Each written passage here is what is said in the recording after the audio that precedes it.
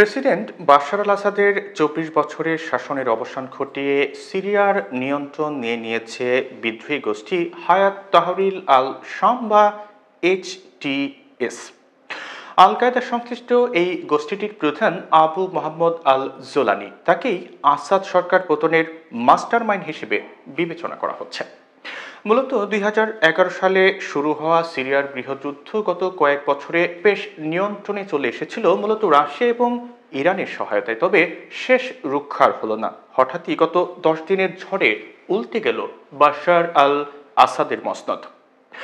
রোববার বিদ্রোহীরা রাজধানী দামেস্কে ঢুকে পড়তেই অজানা গন্তব্যের উদ্দেশ্যে রাজধানী ত্যাগ করেছেন প্রেসিডেন্ট। কাতার ভিত্তিক সংবাদ মাধ্যম আল জাজিরার প্রতিবেদন থেকে জানা যায় যে ১৯৮২ সালে সৌদি আরবের রিয়াদে জন্মগ্রহণ করেন আবু মোহাম্মদ আল জোলানি। তার প্রকৃত নাম হল আহমেদ হোসাইন আল শাবা।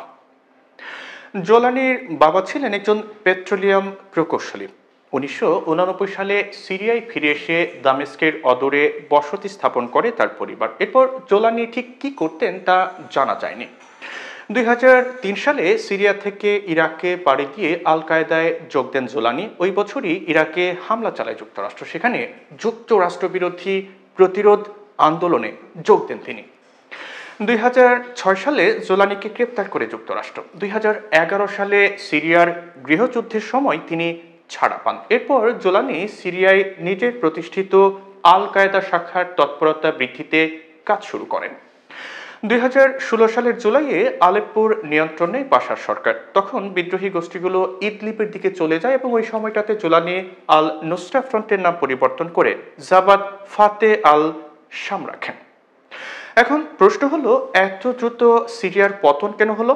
মূলত আসাদ সরকার রাশিয়ার শক্তিশালী বিমান হামলা এবং ইরানের সামরিক সহায়তার উপর পুরোপুরি নির্ভরশীল ছিল। ইরান মূলত হিজবুল্লাহ সহ তাদের সমর্থনপুষ্ট বিভিন্ন সশস্ত্র গোষ্ঠীর মাধ্যমে এই আসাদ সরকারকে সহায়তা দিত। তবে সম্প্রতি ইসরায়েল লেবাননে হামলা চালানোর পর হিজবুল্লাহর বড় ধরনের ক্ষতির মুখে পড়েছে।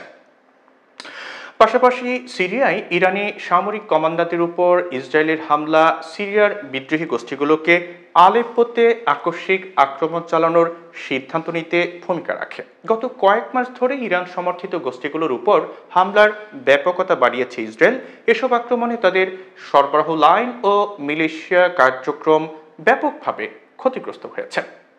মূলত এর ফলে সিরিয়ায় সক্রিয় হিজবুল্লাহ সহ অন্যান্য গোষ্ঠীগুলোর নেটওয়ার্ক অনেকটাই দুর্বল হয়ে পড়েছে। আর এই সুযোগে বিদ্রোহী গোষ্ঠীগুলো আকস্মিকভাবে আলেপ্পোর দিকে অগ্রসর হওয়ার সিদ্ধান্ত নেয়। তাদের এই পদক্ষেপ আসাদের বাহিনীকে একেবারে দুর্বল অবস্থায় ফেলে দেয়। তার জেরেই একের পর এক শহরের দখল নিয়ে আজ আসাদ সরকারের পতন ঘটালো HTS।